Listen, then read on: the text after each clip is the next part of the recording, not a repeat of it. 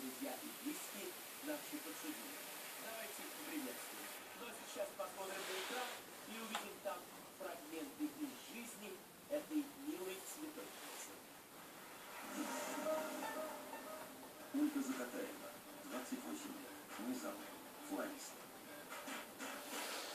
Куда угодно, только не замуж. Отбивается Оля от размечтавшихся родственников. Свадьбы, букеты, банкеты – ее рабочие будни. И подобный праздник себе Ольга не желает. Белое платье уже снится в кошмаре. От бесконечных букетов темнеет в глазах. А при виде фаты чешется голова. Даже тот факт, что к статусу невесты прилагается жених, флориста не устраивает. Редких кавалеров от свадьбы подальше она держит на расстоянии. В чем ей помогают мрачные кофты, спортивные штаны и любимая сумка пакет. Так и ходит везде и не опасается, что у невзрачного флориста бизнес завянет, а сама она старой девой останется.